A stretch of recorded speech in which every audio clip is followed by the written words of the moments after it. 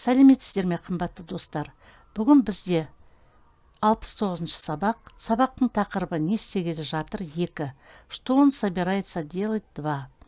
Формула основа плюс ғалы келі, қалы келі плюс вспомогательный глагол жатыр плюс личное окончание мын, сын, сыз.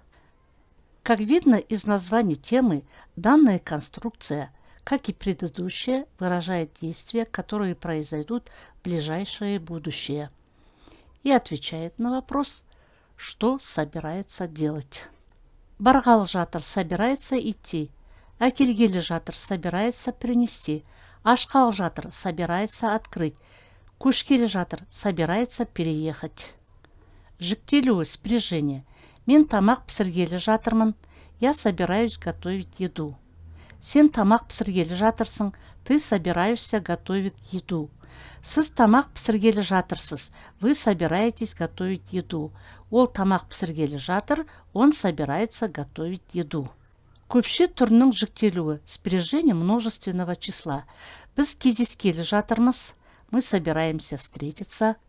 Сендер кездескелі жатырсыңдар, вы собираетесь встретиться. Сіздер кездескелі жатырсыздар, вы собираетесь встретиться. Олар кездескелі жатыр, они собираются встретиться. На мониторе примеры те же. Изменилась лишь форма основного глагола. И исчезла глагол-связка деп. В остальном, включая перевод, все осталось без изменений. Мысалдар примеры. Біз қонаққа барғалы жатырмыз. Мы собираемся в гости. Олар кино қарағалы жатыр. Они собираются смотреть кино. Мен жаңа телефон сатып алғалы жатырмын. Я собираюсь купить новый телефон. Балалар сабақ істегелі жатыр. Дети собираются делать уроки. Біз бір айдан кейін Астанаға барғалы жатырмыз. Через месяц мы собираемся в Астану. 2 айдан кейін жаңа фильм шыққалы жатыр. Через 2 месяца собирается выходить новый фильм. На русский язык лучше перевести: через 2 месяца выходит новый фильм. Ертең мен достарыммен кездескелі жатырмын. Завтра собираюсь встретиться с друзьями. Бір аптадан кейін бізге туыстарымыз келгелі жатыр. Через неделю к нам собираются приехать родственники. Диалог мысалдары, примеры диалогов. Сен не істегелі жатырсың? Полная форма. Сен не істегелі жатсың? Сокращенная форма.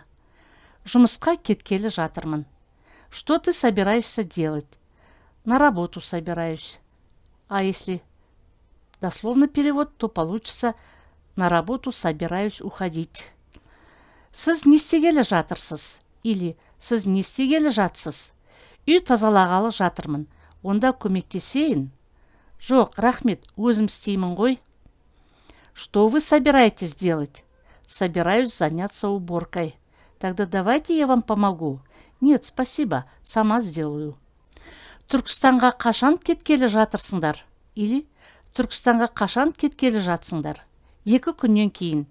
Когда собираетесь уезжать в Туркестан? Через 2 дня.